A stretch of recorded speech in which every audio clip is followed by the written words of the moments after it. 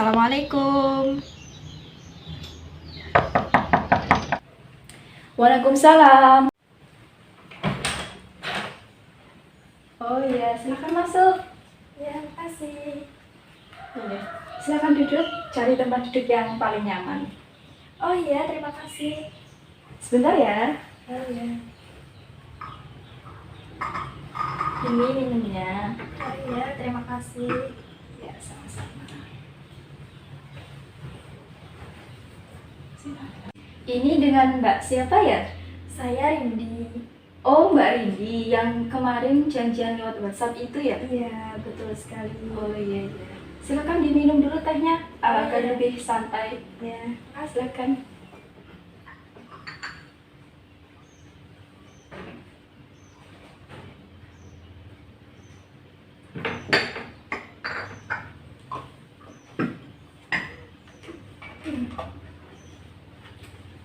Nah, perkenalkan nama saya Sofa Husna Nikmah. Supaya lebih akrab, Mbak Rindi bisa memanggil saya dengan panggilan Kak Sofa, Mbak Sofa, atau Bu Sofa juga boleh. Pokoknya senyamannya Mbak Rindi aja ya. Kak aja deh. Oh iya, boleh. Bagaimana tadi perjalanannya ke sini? Lancar? Alhamdulillah lancar. Oh, alhamdulillah. Tadi ke sini naik apa? Naik motor tadi. Oh iya. Kalau berangkatnya dari rumah atau dari mana? Dari rumah. Dari rumah ya. Iya. Kalau dengan Mbak Rindi sendiri bagaimana kabarnya? Alhamdulillah saya baik. Oh, alhamdulillah ya. Ngomong-ngomong, Mbak Rindi tahu tempat saya ini dari mana ya? Itu Kak, dari teman kamu saya. Oh, begitu. Nah, saya mau tanya nih. Sebelumnya Mbak Rindi apakah sudah pernah melakukan proses konseling atau belum? Belum, ini baru pertama kali. Oh iya, nggak apa-apa. Berarti baru pertama kali ini ya? Iya. Oke. Kalau apa itu konseling sudah tahu? Apa belum? Setahu saya, konseling itu adalah pemberian bantuan dari konselor kepada klien. Iya, benar sekali jawabannya. Jadi, konseling itu adalah proses pemberian bantuan atas permasalahan seseorang yang dilakukan oleh seorang konselor kepada klien. Nah, di sini saya sebagai konselornya dan Mbak Rindi sebagai kliennya. Nanti, selama proses konseling berjalan, terdapat beberapa asas-asas yang harus kita taati bersama. Di antaranya yang pertama yaitu ada asas kerahasiaan. Jadi nanti Mbak Rindi tidak perlu merasa khawatir karena apapun yang Mbak Rindi ceritakan, kerahasiaannya akan terjaga dan juga terjamin.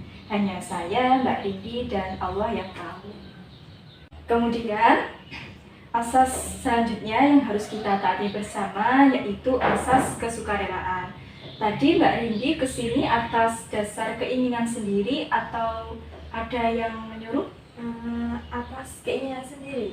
Oh iya, sendiri ya? Iya. Karena jika atas keinginan sendiri itu akan lebih mempermudah dalam proses konseling yang akan kita lakukan nanti. Selanjutnya, asas yang ketiga yang harus kita taati adalah asas keterbukaan. Karena niat kita kan mau menyelesaikan masalah ya. Jadi semakin Mbak Rindi terbuka, maka akan semakin mudah juga proses penyelesaian masalah yang akan kita lakukan. Begitu ya Mbak Rindi, bisa dipahami? Oh iya, baik Kak. Sebelum proses konseling kita mulai, kita sepakati dulu untuk waktunya. Kira-kira Mbak Rindi butuh berapa menit? Kalau mungkin 15 menit cukup? Iya, cukup. Mungkin 15 menit saja. Baiklah, berarti 15 menit ya. Oke, nah sekarang Mbak Rindi kan sudah tahu apa itu konseling, kemudian asas-asasnya apa saja, dan juga kita telah menyepakati terkait waktu. Dan sekarang apakah Mbak Rindi sudah siap untuk melakukan proses konseling? Insya Allah saya siap. Oke, siap ya Mbak Rindi. Bisa kita mulai. Mungkin Mbak Rindi bisa langsung menceritakan apa yang ingin Mbak Rindi ungkapkan. Jadi begini Kak, sebenarnya saya ini memiliki tugas kuliah yang sangat banyak dan saya ingin segera menyelesaikan tugas kuliah tersebut dengan baik. Akan tetapi saya ini masih sering suka bermalas-malasan. Oh, begitu ya. Dulu saya juga pernah mengalami hal tersebut. Di saat saya menginginkan sesuatu yang besar atau katakanlah perubahan yang positif dalam diri saya juga berusaha untuk melawan rasa malas itu dan juga hal negatif lainnya, serta melakukan kegiatan-kegiatan yang juga membutuhkan pengorbanan yang cukup besar.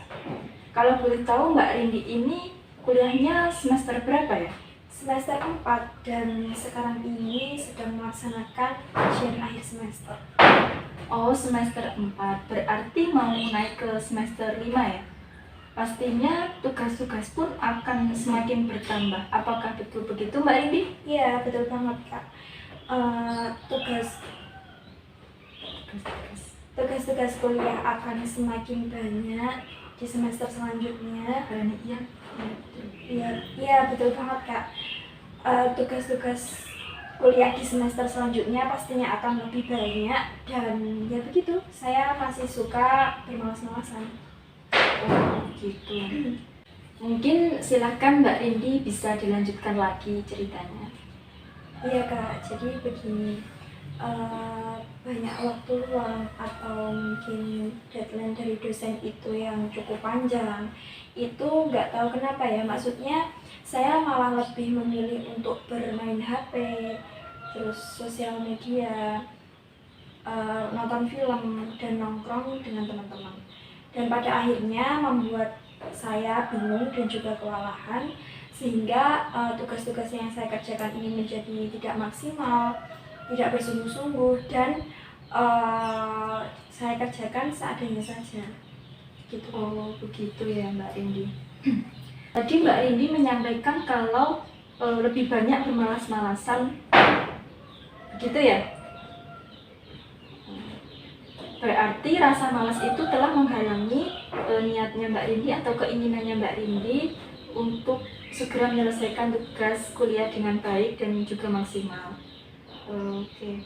Dan juga saat ada waktu luang, Mbak Rindi malah melakukan kegiatan-kegiatan yang menyimpang dari tugas. Misalnya bermain HP, bermain sosial media, nonton film, ataupun nongkrong sama teman-teman Mbak Rindi. Gitu ya? Iya, betul sekali. Oke, begini ya Mbak Rindi, rasa malas itu wajar ada pada diri seseorang. Tinggal kita bagaimana menyikapinya. Entah itu kita pertahankan, kita hilangkan, atau kita ganti dengan kegiatan-kegiatan yang lebih bermanfaat agar kita dapat berjalan ke arah perubahan positif yang kita harapkan. Di sini saya mengajak Mbak Rindi untuk memahami bahwa jika kita ingin melakukan perubahan yang positif dalam diri, seperti kata Mbak Rindi tadi, kalau kata Mbak Rindi tadi kan ingin segera menyelesaikan tugas-tugas kuliah dengan baik dan maksimal. Berarti ya kita tidak boleh takut, kita harus berani untuk melakukan usaha dengan kerja keras, dan juga kita harus meninggalkan kesenangan-kesenangan yang mungkin dapat menghalangi niatnya Mbak Rindi atau tujuannya Mbak Rindi untuk menyelesaikan tugas tadi.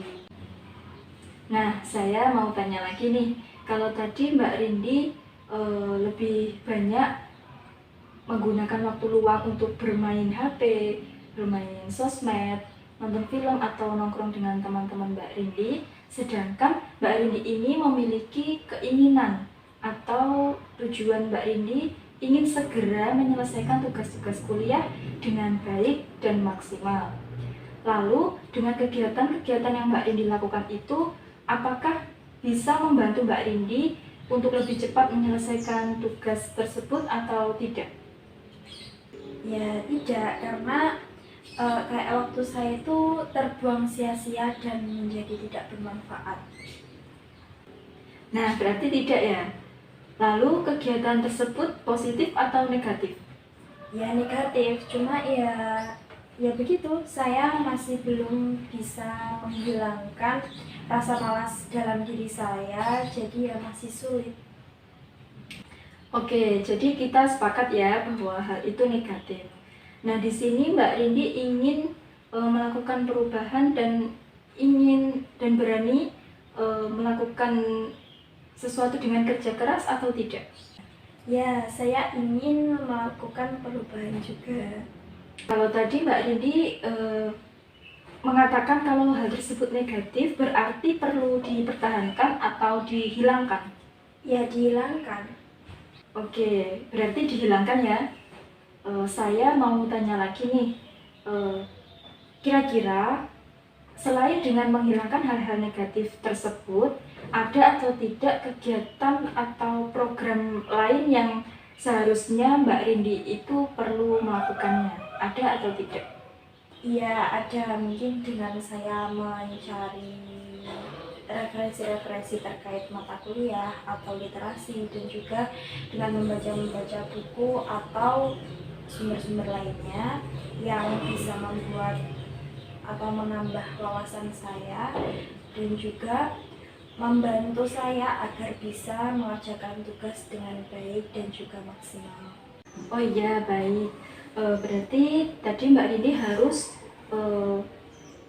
memanfaatkan waktu luang dengan sebaik-baiknya, kemudian menghilangkan kegiatan-kegiatan yang negatif, dan juga harus menambah literasi agar dapat membantu Mbak Rindi dalam menyelesaikan tugas. Seperti itu ya. Mungkin ada lagi atau tidak menurut Mbak Rindi?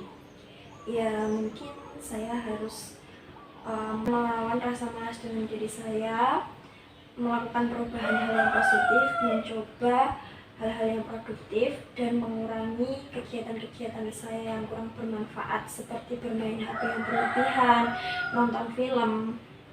Saya akan lebih mengurangi hal tersebut. Oh iya, bagus sekali Mbak Rindi. Berarti Mbak Rindi harus memanfaatkan waktu luang tadi ya, memanfaatkan waktu luang dengan sebaik-baiknya, menghilangkan hal-hal negatif, mengurangi hal-hal yang kurang bermanfaat, dan juga mencoba hal-hal yang produktif agar bisa melakukan perubahan ke arah yang positif. Nah, kira-kira Mbak Rindi akan melakukan kegiatan itu kapan ya? Ya, segera, insya Allah pulang dari sini saya akan memulai melaksanakan program atau kegiatan tersebut. Oh iya, bagus sekali. Saya yakin Mbak Rindi mampu melakukan perubahan, mampu berubah ke arah yang lebih positif, dan juga Mbak Rindi saya yakin mampu menyelesaikan tugas-tugas yang diberikan oleh dosen kepada Mbak Rindi, tugas-tugas kuliah dengan baik dan sesegera mungkin Mbak Rindi bisa menyelesaikan. Amin, iya saya pasti bisa.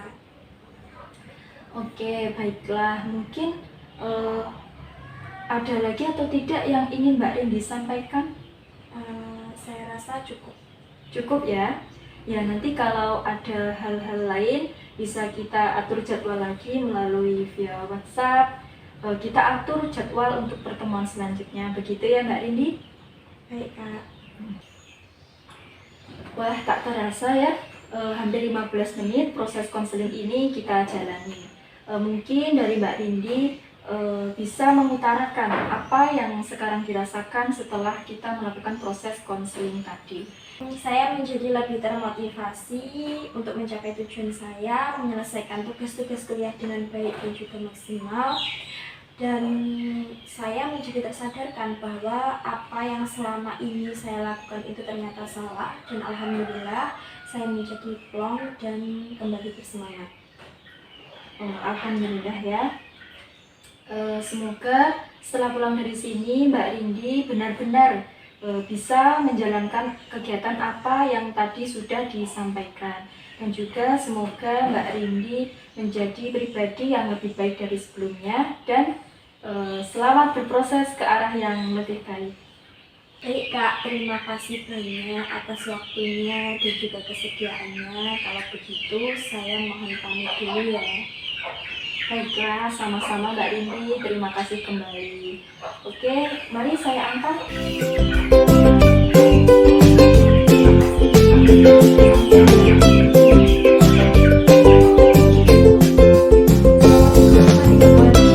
Hati-hati ya. Nah, demikianlah tayangan video dari saya tentang proses konstruksi